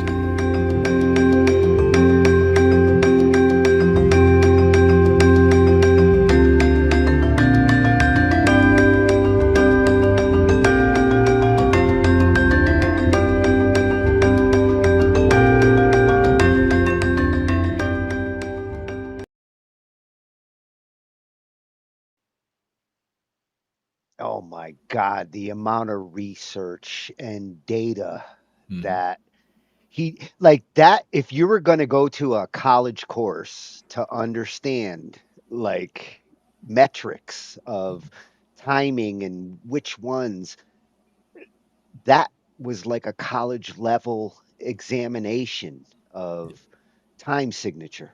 And I love the illustration too, just having, the breakdown of the actual beats on the screen and just, walk you right through it so that, you can make those comparisons. And like you were saying, that whole 12/8 versus 6/8, like those looking the same, and some of them being written, whether it's 3/4 or 6/8, there's a number of different time signatures that are flexible in how you write them. You notice that some of the 12/8 and the even numbered time signatures could have been 4/4, but for notation purposes and for the weird swing, like if you do it in 4/4, it doesn't actually make sense to a trained musician to see some of those 6/8 and 12/8 notated in 4/4. Yeah. It can be tricky. And that's the thing, is just trying to get that feel from reading it off the page can be very tricky. And some of the ones where he was illustrating, showing like a left hand, showing like a little phrase, da da da, and having a chord change right at the same time on that second note, that's tricky. So that's where it really comes together. And a few of them had dual time going. Like there's one instrument that's playing in this time, and the other one's actually playing in like 4/4. Some of the rap, you hear these different time instruments and layers that are bouncing at a different beat. Yep. And they did mention the one example I always bring up in odd time, which is Pink Floyd Money. I mean, gotta have that in there, because honorable mention. Like he was sticking with like the 2000s and on with pop, but he did mention like one of the coolest timing experiments from the 20th century. Yep. There's one, I'm sure there's a number of Fish songs that have odd timing. There's one in particular that always sticks to mind, which reminds me structure-wise of a certain Skinnerd song. And I want to say the song is it Camel Walk? I'll have to check. No, it's Possum. Possum is the Fish song. And it's the timing of it is it's basically like a 12-bar blues, let's say. But it's a 12-bar blues with then an intro bar, so it's like 13 bars, right? Because you're doing like the first line is like ba-da-dum, ba-da-dum, ba-da, and then boom into the 12 bar, and then it goes back into that. So it's like you do 12 bars and then you do that phrase and then back to another 12 bars. So it's 12 or 16 bars, whatever. It's adding that one extra bar in there. And it's those like weird little pre-bars or half bars. That's why you need these time signatures, because sometimes you're not doing the 4/4 pattern, you're doing a 3 pattern, and on the fourth one you're hitting weird off notes, and rather than like change the time signature every measure, which sometimes you have to. Rush has songs that literally change every other measure, and sure. If and you that's just trying to keep track of what Neil's doing. Yeah. Well, yeah, it's to basically be able to notate what Neil's doing. Because he did like 74 things in that measure. And it's a different 74 things than he did in this measure, just slightly. Yeah. One thing I liked about this, Alicia Keys, like she always has impressed me from the moment she came out. And given her choices, she's the one who's doing the 3/4s and 9/8. Like, I like what? And again, it's how we're notating it, but it might not have been the way that they were even thinking about it. It's just kind of, they had that pulse when the song was coming around, and when you go to try to write it down and put it in the software is like, it tries to put it as 4/4 and it just doesn't work out. When I think when Alicia's like actually formulate, she's a lot like Sarah Borealis, the other one that got mentioned. When they play, especially on the piano, they get into those like old school rock and roll bounces, but with like blues shifts that change, slide, and aren't hitting on time. And that's why you kind of have to notate it in this odd timing, because the moment you have odd numbers mixed in with an even number on timing, you've got an extra hit. Yep. What's the other one? Whipping post. If you ever go to an open jam and you try to play whipping post with people, that's tricky, because that one also has, if you look at it as 4/4 and you try to play it as 4/4, you can, but it doesn't sound right. It doesn't feel right, because the groove has that extra part to you. Yeah. I feel like you would lose your groove if you force yourself into a standard timing. You do on a song like that. You do, and that's one of those ones that people call it, and it's like, yeah. But if I've never played it with these people before, it's like, well, let's give it a shot. And like we jump into it, and you'll know in the first the first couple times around, immediately if it's going to be okay. We're just going to stick to the 4/4 and go that way, or if you're going to actually try to get the groove the way it should be and try to get everybody on board. Jump in the bus. If you're feeling saucy, yeah, jump in the bus, get everybody on the same page, and go. Oh, and speaking of saucy. Like now we're going to get into funk, and funk is a saucy genre. Like it takes that. It does take an artistic approach. Like you're not going to find the lazy artist jumping into funk because this genre demands like groove and timing is definitely key. Little bit of psychedelics sometimes. Some of that Pink Floyd early stuff, I feel like helped to nudge the funk that you got in the 70s from the psychedelic rock. I think what I love most about funk is just the fact that it is similar to blues in the fact that it's very simple structure-wise usually, but what you do within that structure is awesome. And he's going to focus on all these different elements. He's going to add them one at a time. But when you look at just where we start and you look at where we end up, you realize that there's really not that many ingredients in the funk to get there, but they all sound so good when they're used tastefully and put together, assembled in the way that he puts them together here. Very well done. Yeah, and he does have a great way of showing like the layers, the build up, and this part mutes versus like stabs, and you have so many techniques. Funk guitarists especially get to play guitar in a totally different way than when they're playing rock. Exactly. And it's worth checking out the individual things that he's doing as he adds them in. He talks about each one, and each is an ingredient in the funk. And when you get them all put together and again, used tastefully, you don't want to hammer away at any one of them too much, but use all the elements and you'll find yourself getting pretty funky. Yeah. And he does show how to do it tastefully. Exactly. At Paul Davids over on YouTube, another channel we're big fans of. Every time we have a guitar night or something to do with theory, he's got something, and funk here couldn't ignore him. Nice. Hi, my name is Paul Davids, and this is how to play funk in a few simple steps. Every funk starts with an accent on the first beat, the 1. It goes like this: 3, 4, 1, 2, 3, 4. Play it with me, fret 7 on the A string. 1, 2, 3, 4, and 1, 2, 3, 4. But we gotta make it funky. We add some high stabs in there. The punchy high notes that really cut through the mix. Cool, but not really though. We gotta dance. So I'm adding percussive, muted ghost notes in between everything I'm playing.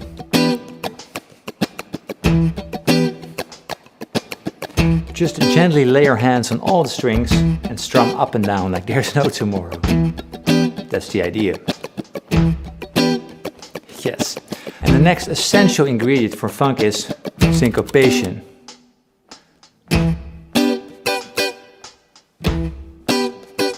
Cool offbeat rhythms. So we're adding a second and third step played with up strums right after the first one. And now bring back the ghost notes. Yeah, woo, awesome. So now I'm going to spice up the chords with our pinky because that's doing nothing at the moment.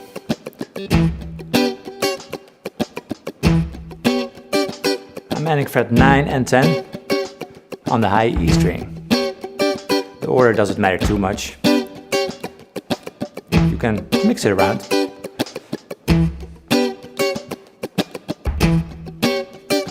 Now it's time to really add some nice single lines and melodies intertwined with these funky rhythms. Let's do it, let's do...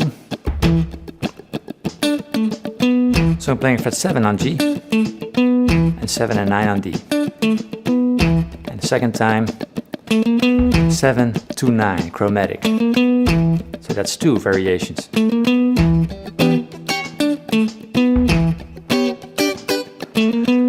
So the steps are now doing a sort of a call and response thing with the single line melodies. It's super, so much fun. But wait, we're doing everything wrong. How can a funk song only have one chord?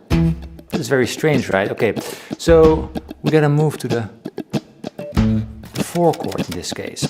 We're going to the A and we're going to play it as a dominant 7th chord. So I'm playing 5 and 6 on the D and G string. And I'm sliding into it from a semitone below. That's right, awesome.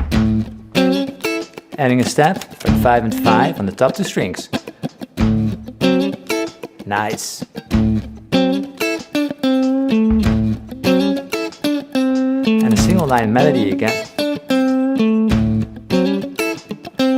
7 and 5 on G. Ending on 7 with D.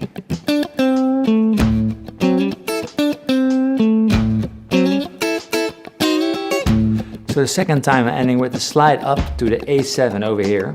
It's just 9, 8 and 9 on the top 3 strings.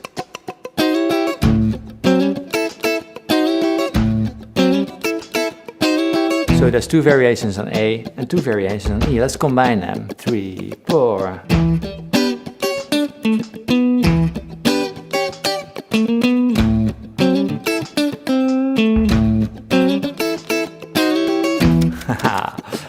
Wait, we forgot the hammer-on trick on B2 of the E minor. It's such a great trick. So simply on B2 I'm hammering on with my ring finger and middle finger into the E minor 7 chord right after the stab. Sweet.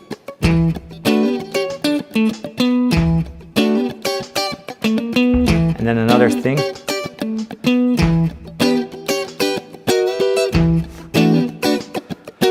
Slide into the 12, classic. From 11 to 12 on the highest string. We can add that any way we like.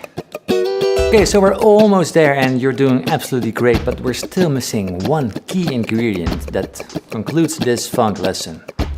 And that is, of course, the wah pedal.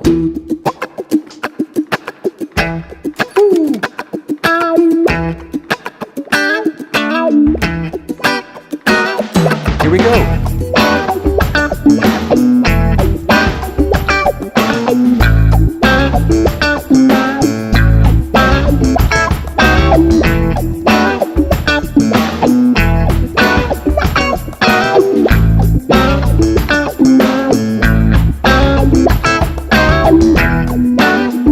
Sweet. There we are. So the tabs for everything I played are available at my Patreon page. So feel free to check it out. And if you think this lesson went too fast, you can also check out my courses Learn, Practice, Play and Next Level Playing. They're a little more moderately paced, so I think you're gonna like that. Anyway, thank you so much for watching. This was the funk lesson, and I hope to see you next time with another video.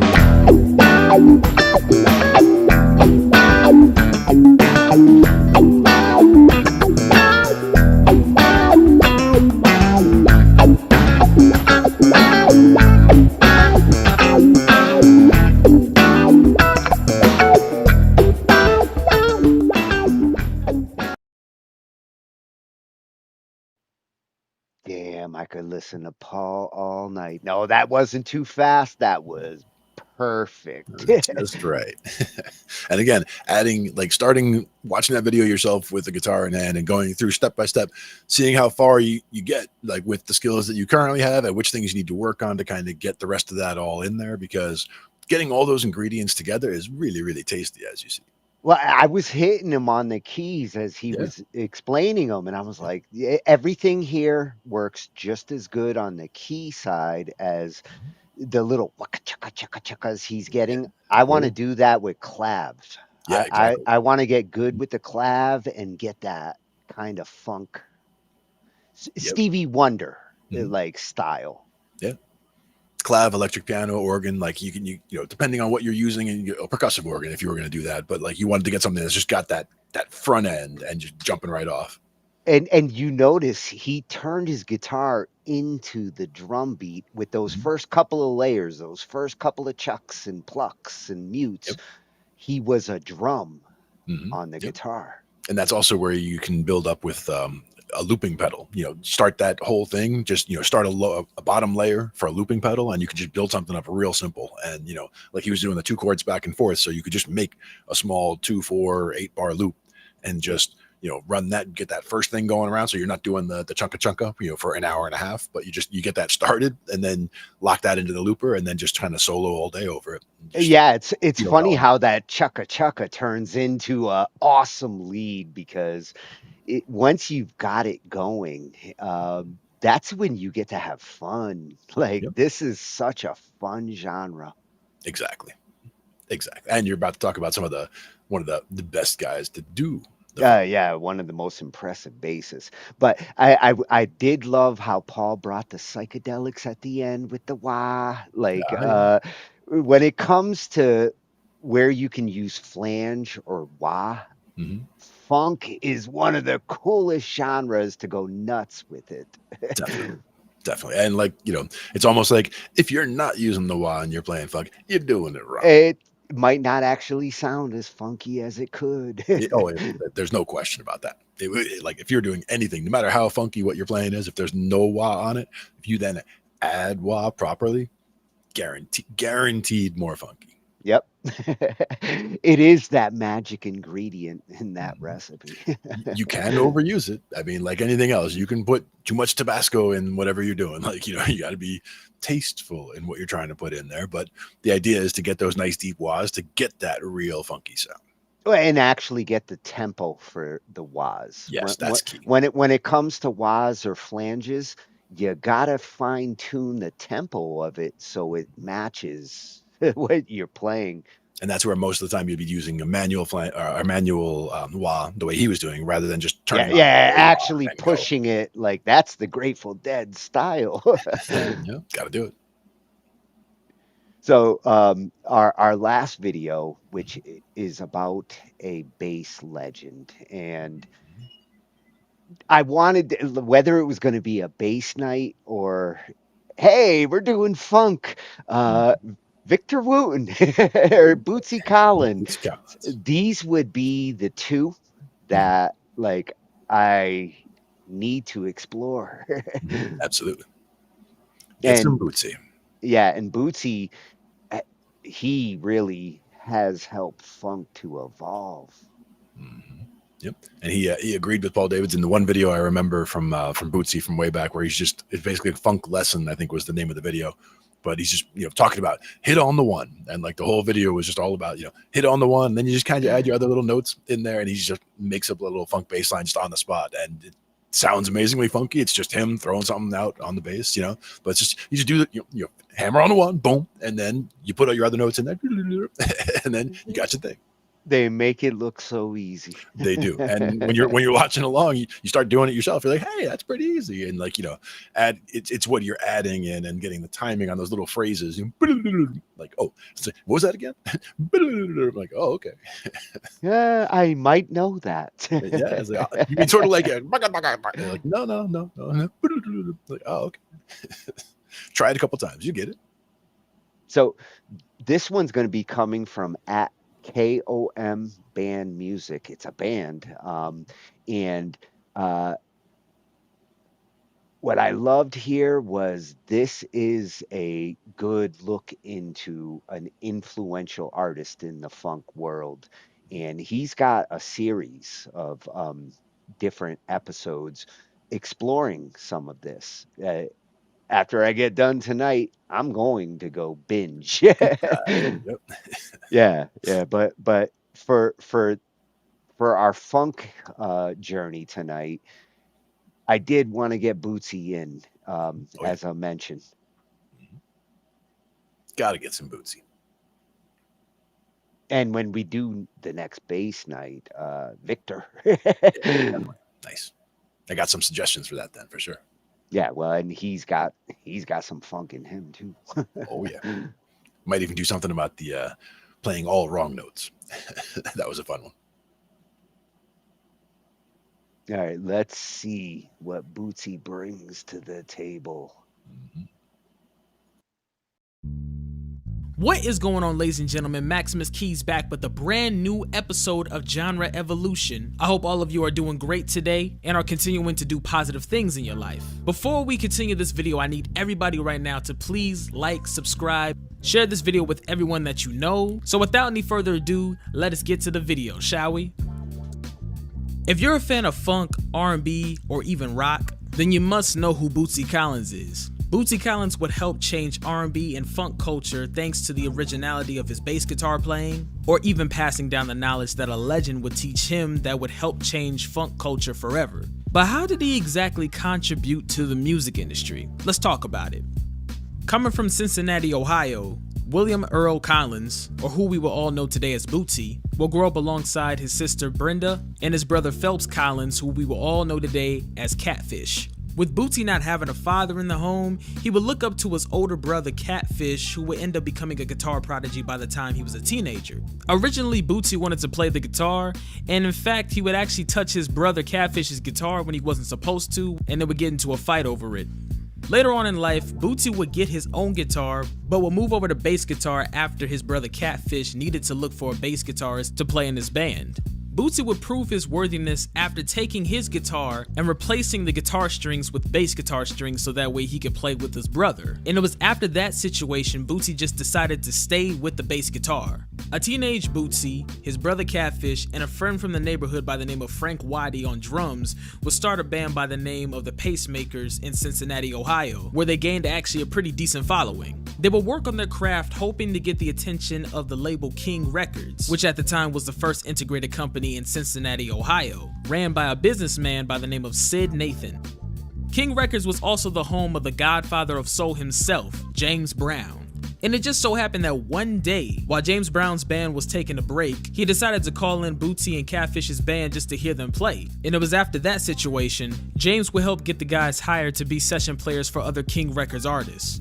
And they would even hit the road with singer/songwriter Hank Bullard, who had also wrote the song The Twist. But all of a sudden, one day in 1970, after playing at a local club in Cincinnati, Ohio called the Wine Barn, the Pacemakers would get a call from the one and only Bobby Byrd, requesting that Bootsy and his band would come to Columbus, Georgia to do a show for James Brown. They would fly to Columbus, Georgia, and without any kind of rehearsal, they would kill it that night. partially thanks to Bootsy's bass guitar playing because by this time, he was 18 years old. And you also gotta remember the strategic plan that James Brown had also made. Because James's backing band was a brand new young band, he needed that young energy to maintain the music. Because by the late 60s and early 70s, there were new bands that were young coming out of the woodworks. But going deeper into context of Bootsy's bass guitar style, Bootsy's bass guitar style by the early 70s were not compared to any other bass guitarists within the R&B and even funk community. He would take the instrument, which is stereotypically seen as just a simple instrument in the background, and would play the bass guitar as if it was a leading guitar. And I believe because of that, it helped make James Brown's shows more three-dimensional, if you know what I mean. James wasn't the only star that was expressing his musical talents on stage. Come on! Do it! Come on! Even Bootsy's brother got to show his skills too. James Brown would even teach Bootsy the concept of the one. The one is the first beat of the measure, and you would keep accenting on the one for every measure, and that punch would continue throughout the whole entire song. And if you want an example of the one, I advise everybody to look up a song by the name of Give It Up, Turn It Loose. Bootsy would end up leaving the James Brown band alongside his brother and the rest of the band after 11 months of playing with the Godfather of Soul, partially due to the fact that Bootsy was tripping off of LSD during one of their performances. Bootsy was tripping so bad his bass guitar ended up turning into a live snake right before his eyes. After heading back to Ohio, Bootsy and his brother would end up starting a brand new band calling themselves the House Guests. The band would feature Bootsy, Catfish, Frank Waddy on drums, Clayton Gunnels on trumpet, Robert McCullough on sax, and singer Felipe Wind, who would go out to actually leave the House Guests and sing for the Spinners. After playing for groups that would pass by locally, they would eventually settle in Detroit, where they would meet a woman by the name of Malia Franklin, who was actually one of the many singers for Parliament Funkadelic back in the early 70s. She thought the House Guests looked cool and decided to introduce Funkadelic to the House Guests, and very soon they would be a part of the P-Funk Nation. By this time, Bootsy would end up replacing an original Funkadelic member by the name of Billy Bass Nelson, who played bass guitar for Funkadelic. After the House Guests ended up joining Funkadelic, they would get started on recording, and in 1972, they would release the fourth Funkadelic album by the name of America Eats Its Young. Rhythm section wise, America Eats Its Young as a Funkadelic project sounds a little bit different from their previous achievements, from their first record Funkadelic to their second record Free Your Mind and Your Ass Will Follow, and their third record Maggot Brain. Bootsy's perfect timing in the rhythm section would help make the band more dangerous than what they already were.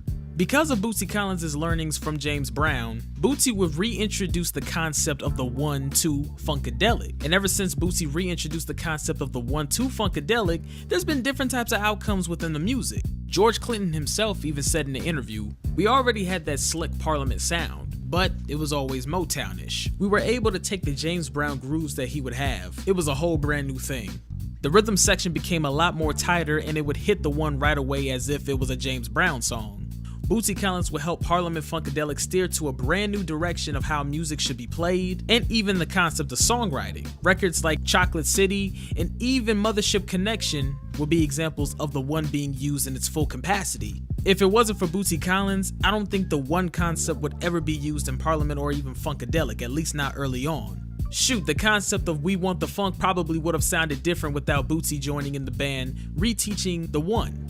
Soon by the mid-70s, George would help Bootsy construct his own band that will be an extension of the P-Funk Nation. The band will be called Bootsy's Rubber Band, and it would feature his older brother on lead guitar. And Bootsy's Rubber Band will release their first record in 1976. But Bootsy would mix up his style a little bit, adding pedals into the mix, which would help bring his bass guitar solos to life.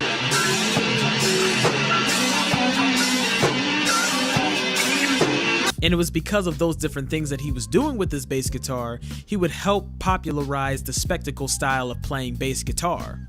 And with him breathing new life into the bass guitar, he would even come up with songs such as Stretching Out and I'd Rather Be With You, which would all be hits, by the way. Bootsy's first album would come out on January 30th, 1976 and would hit number 59 on the US album charts and would hit number 10 on the US R&B charts as well. And Bootsy would keep hitting that one as always. He would release another record in 1977 titled The Name Is Bootsy Baby, and another record in 1978 titled Bootsy, Player of the Year. But very soon he would end up taking an unfortunate declining downfall within his career. Drugs would end up taking over his livelihood, specifically cocaine and crack. Around the time time when he felt the pressures of being a band leader, he would end up canceling a tour in 1978, and he would even end up having a nervous reaction with all the overwhelming things that was happening in his life. Even though he stopped touring, he actually kept recording. In fact, back in 1982, he would release a single by the name of Body Slam. He would keep the funk alive as always, but unfortunately he would stop making music under his name for a total of 6 years. Very soon after his hiatus, Bootsy would come back in more ways than one. He would come back as a musician, and a brand new generation of young R&B and hip hop artists would even use some of his songs to sample to breathe new life within his music. Dr. Dre would sample We Want Bootsy and would put that in the song We Want Easy for Eazy-E. Adina Howard would have a hit song by the name of Freak Like Me, and on the chorus line, she would take the melody from I'd Rather Be With You by Bootsy and put it within her song. He even sold into a brand new group called D-Light on the single Groove Is in the Heart. He even did collaborations with Snoop Dogg, Ice Cube, Silk Sonic, Tyler the Creator, and Kali Uchis, and plenty more people that covers a whole entire list. But this only shows that his contribution went deeper than just R&B and funk. He would collaborate with rappers, singers, and even just other musicians. Because of Bootsy's innovative style and his contribution towards music culture, his legacy will never die, and he'll forever keep inspiring musicians to want to play music and producers as well. Thank you so much, ladies and gentlemen, for watching this episode of Genre Evolution. I want to thank all of you for pressing this video. I hope everybody learned something within this deep dive, and I'm going to keep clocking out more every week. Thank you so much for watching this video once again, and I'll see you guys on the next video. Peace.